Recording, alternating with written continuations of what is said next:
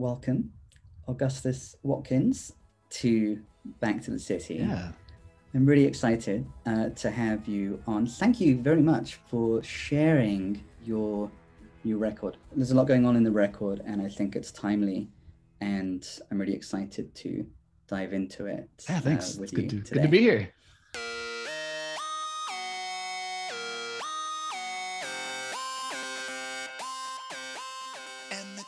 In late 2016, I had done this project called Genre Beast, which was probably the last time that you and I spoke, where I had released 5 different albums with 5 different bands in 5 months. It was everything that I had going on, and this all had come to fruition at the same time.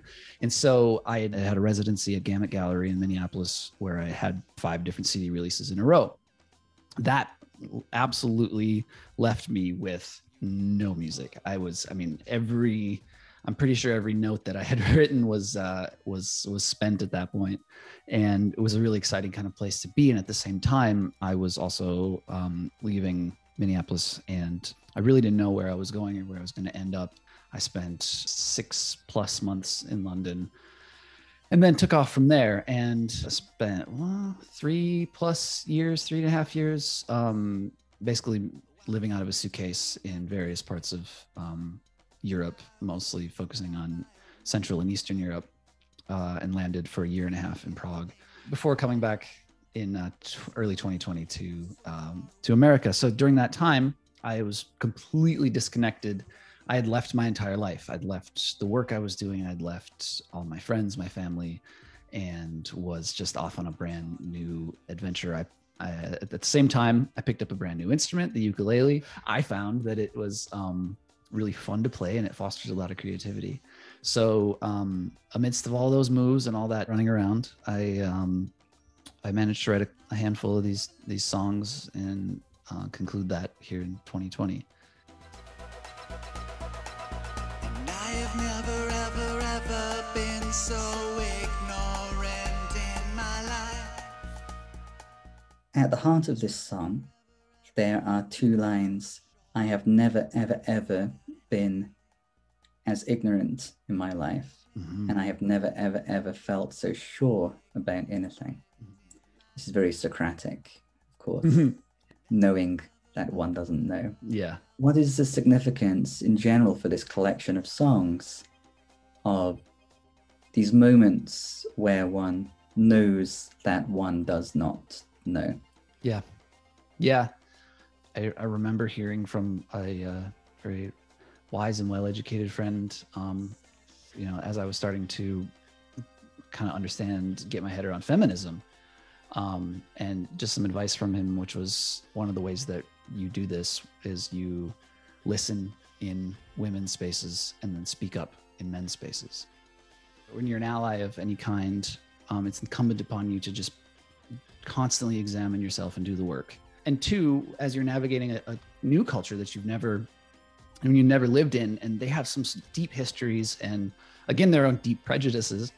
When you land yourself in someone else's culture, there's a lot to really be aware of, and all of that can really be a heady mix. And I think it's safe to say I did for a while kind of lose myself, shed some identity, took on some other identities, and during that sort of transition period of figuring out who I am and who I might be, and who you are in another country is just different. One is conscious of being interpreted as something different.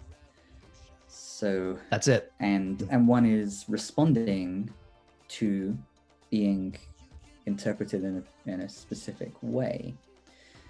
So inevitably, one's social interaction will be somewhat different because the inputs are different. It really can modulate how you present yourself and therefore are.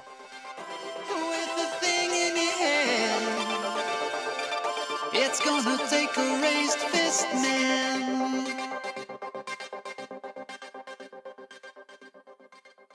Let's shift our attention to May's release, which is I Turned Into a River. Mm-hmm. This one is one of my favorites. Unlike with Start a Revolution, the ukulele remains front and center Mm-hmm. for large parts of it. There's a clear fragility and vulnerability that comes with that instrument. Mm-hmm. And even before any vocals come in, this kind of heartfelt, vulnerable soundscape Mm-hmm. is created. Whereas in the previous month's release, there's a lot of self-reflection, reflection on identity, reflection on the one hand, cowardice through to courage. Mm-hmm. Here, the focus is on interpersonal relations, recognizing how one is being related to and what that means, making decisions about what one wants to be in light of that. Could you expand on how so? Yeah, in the sense that when we talked about with Start a Revolution a little bit about some of the ways that if you want change, you're going to pay a price for it. This is maybe this is the very last song I wrote, and I actually wrote this in here in California. But it was a theme that I've been carrying around with me for a long time, which is just trying to just process some very raw emotions about somebody who's very close to me, who just turned on me. I'd sort of seen the seed of this behavior, but I hadn't understood the full gravity of like when this person would kind of turn on this like dark side. I never saw this side. It was a wonderful, productive, open friendship. And then all of a sudden, and a years long friendship, we were very close. And suddenly this person, turned on all this rage against me. And I knew, we were close. I knew about all the hurt that this person was carrying. I knew the baggage. We were tight, but I didn't realize that this person, to the degree, to my sort of shame, I didn't realize the way this person was directing all that pain at others. And then after it had happened to me, I realized that this person had been doing this to a lot of people. I just didn't understand that was the case.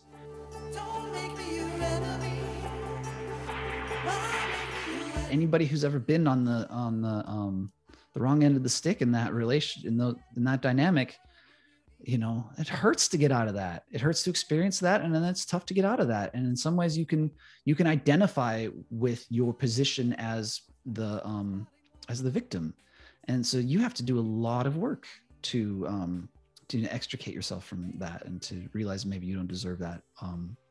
And along the same lines, I also felt some tinge of responsibility for keeping this person in my life and not recognizing that this person was doing this to other people. I was too naive to understand it, and I claim naivete. But I wouldn't blame anybody who understood who this person was and saw my proximity to them. I wouldn't blame anybody who saw that, who would lump us together and dismiss me as an enabler.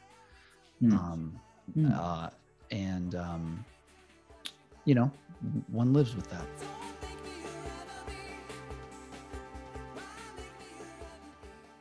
Let's focus on All That Running Around, which is June's release.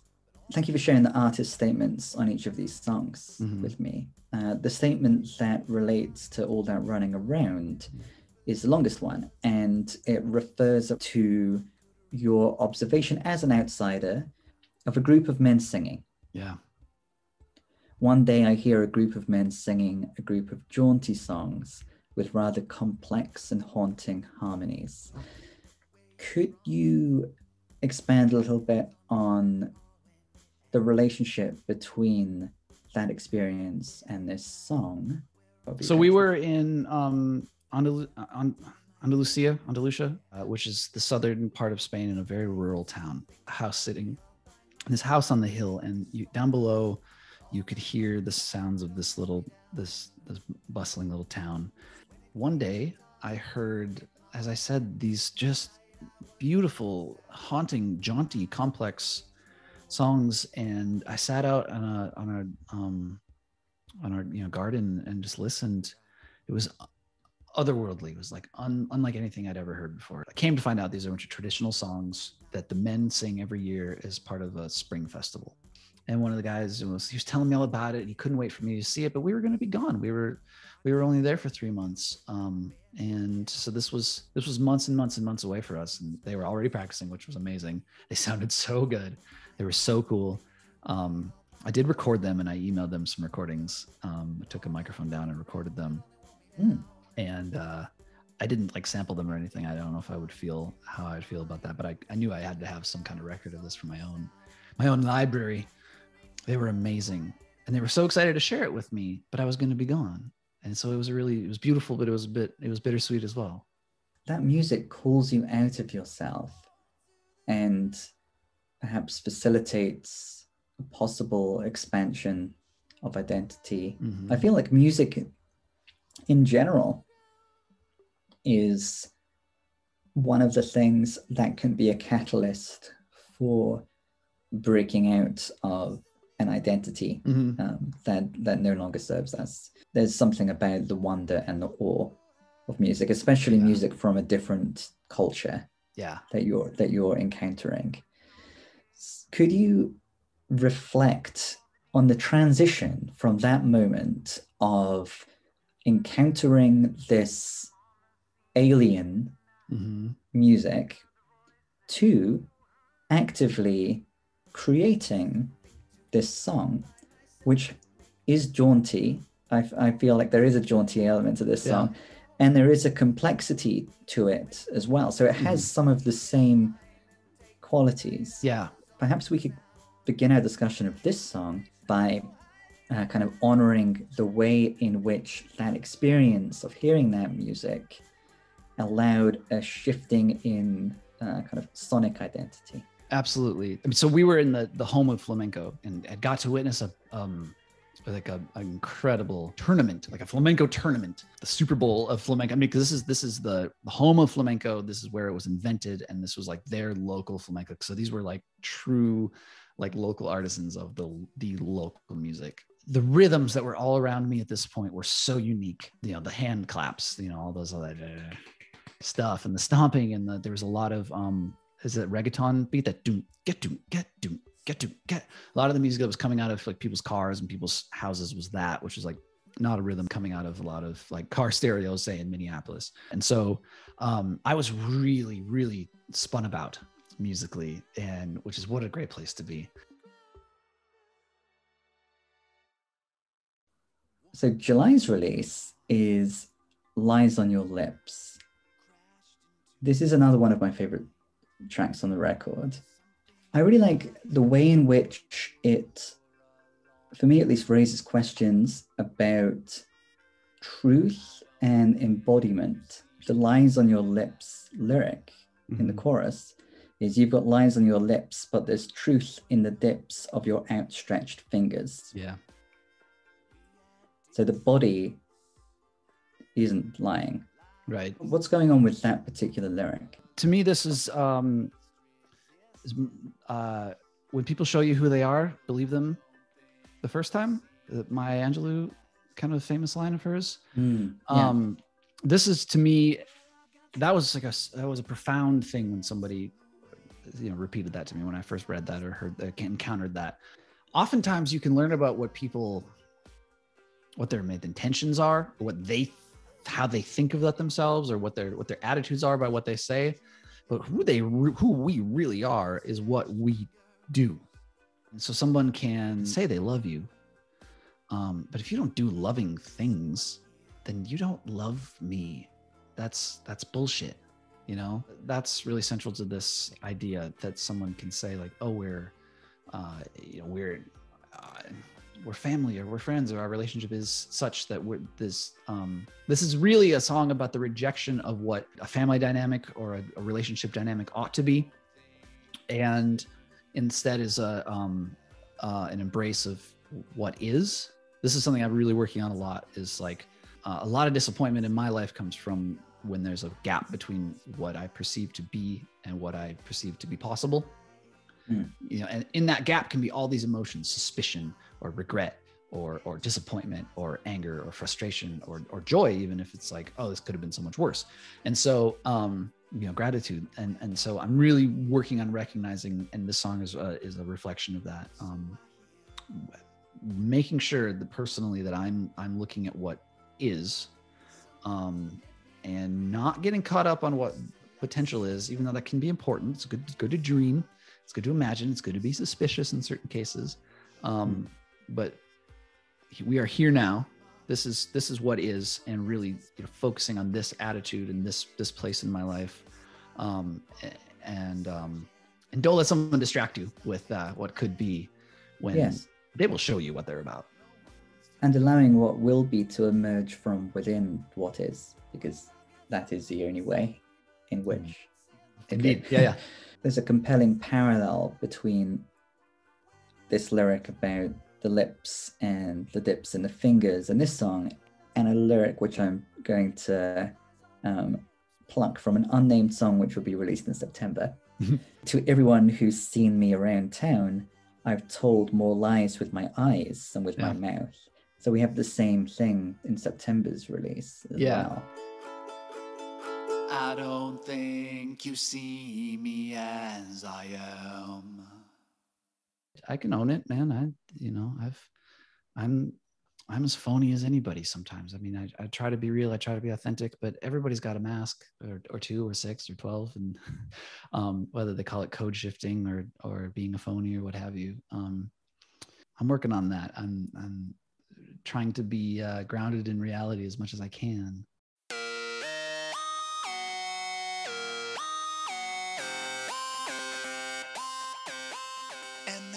I was in a place, living in a city that had just pretty recently experienced the revolution in Serbia, in the former Yugoslavia, which that all had ended in like 2003 or 2001 or something. I mean, not that long ago.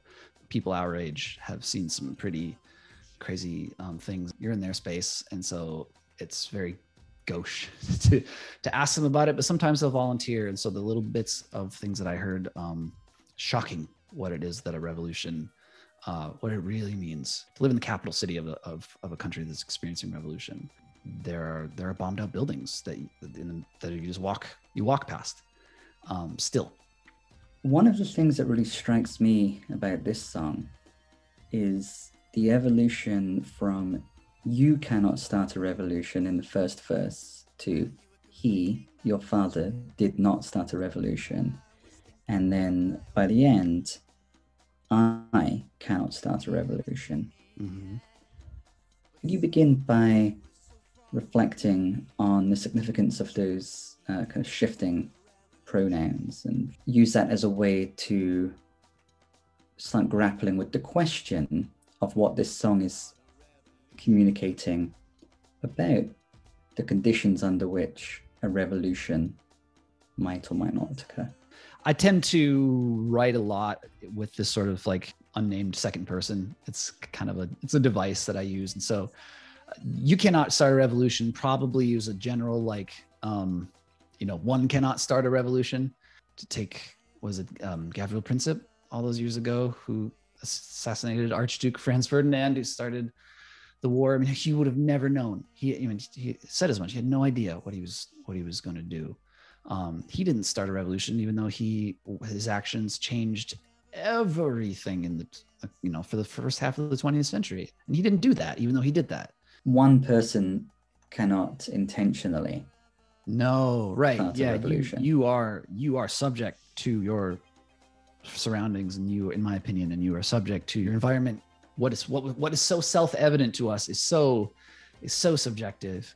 And so we're really caught in the forces of history, and to think otherwise is hubris, in my opinion, which really kind of led me to the second verse like you were talking about. I don't think I'm talking about my own father as much as I'm sort of thinking of like our fathers, right? One aspect of what this song is doing is challenging the identity formation of the self-styled revolutionary. Mm-hmm. That's very much like me to me. I don't have any one or any particular movement in mind. I think I generally support anybody who's trying to change the world for the better. That really comes through in the closing lyrics. Mm-hmm. You cannot start a revolution with a thing in your hand. It's going to take a raised fist, man. Could you expand just on those closing lyrics? Because there's a twist there where it's suggesting, well, yes, actually, obviously, revolutions do happen. Mm-hmm. And yes, actually, obviously, the conditions are ripe for some positive change and people are standing up. Yeah. So what is this shift that happens at the end of the song as it's kind of highlighting this is what it takes? Yeah, you really identified it. I hear, the kind of the call for white allies to put your bodies on the line. If you're really out there for it, if you're really out there supporting Black Lives Matter, you'll hear a call for white allies to put their bodies on the line. It's that idea.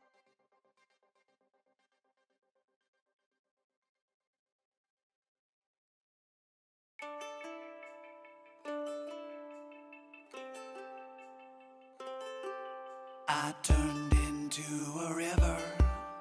This song seems to be reckoning with how part of who one is determined by how one responds to one's awareness of that which is unchosen. So to see behavior in one's associate, in someone that one is associated with, and to be able to see it for what it is and respond from a place of integrity, and how many obstacles there are to allowing oneself to recognize that even being what the scenario is in some cases. Absolutely. When you're trying to release some trauma, the very first thing you do is just you have to internalize this idea that I didn't deserve that. I was not put on this earth for that, and none of us are. The way in which that's communicated in the lyrics is, I was not formed for you to rely on. There's an assertiveness and a recognition of the need to break out of an old cycle, realizing that one cannot with integrity remain in this cycle. One is called to do something greater than performing this role, this unchosen role. Yeah, indeed. Endings can be so transformational. I'll say that. I think the opening lyric really, to me, I think it really spells it out for me. I turned into a river and cut through the hill that I was prepared to die on, because you can feel so backed up against the wall, and you can feel like you're out of options. And sometimes the way that you get out of dark places or bad situations is through a paradigm shift.